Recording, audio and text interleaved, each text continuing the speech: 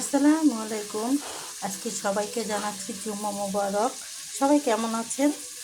তো এই যে আজকে দুপুরে জুম্মা মোবারক রান্নার আয়োজনে আসলাম। তো আজকে আমি খাসির মাংস রান্না করতেছি, সবাই সাথে থাকেন।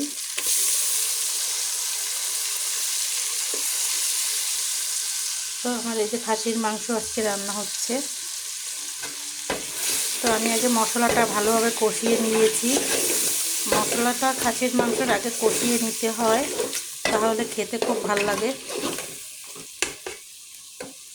তো দেখেন এই যে আমি মাংস সবই দিয়ে দিব, এক এক করে সব মাংস দিয়ে দিব।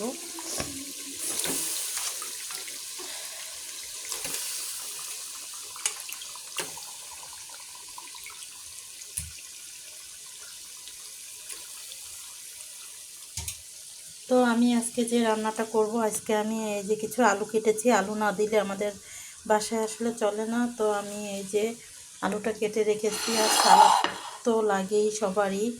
তো এই যে সালাদ কুচি, আর এখন আমি খাসির মাংস রান্না করতেছি। আর একটা জিনিস দেখাচ্ছি বন্ধুরা, এইটা হয়েছে আমার বিট কপি। তো আমি এই বিট কপিটা হলো কি শুকিয়েছি।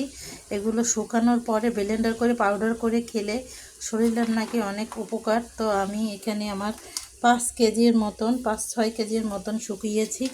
তো আমি এগুলো এখনও রোদ নেই, তাই বাসায় এনে রেখেছি। তো দেখেন লাল ছিল, এই দেখেন শুকানো পরে, এটা শুকানোর পরে একদম কেমন একটু কালচে হয়ে গেছে। তো এইটা পাউডার করে তারপরে আমরা ব্লেন্ডারে তারপর খাবো।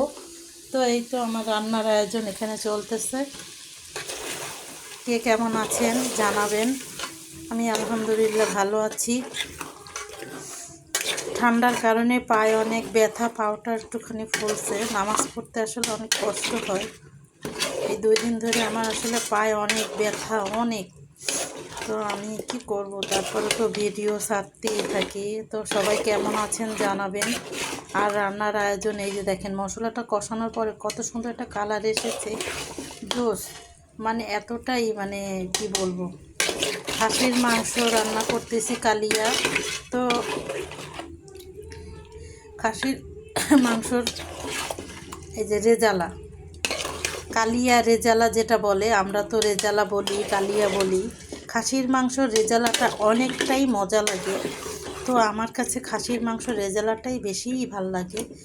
এভাবে রান্না করলে যদি কেউ পাতে 1 পিস দেওয়া হয়, তো সে তার হাতটা চেটে চেটে খাবে। তো বন্ধুরা, এই যে আমার খাসির মাংসের কালিয়া রান্না করতেছি। তো সবাই ভালো থাকেন, আল্লাহ হাফেজ।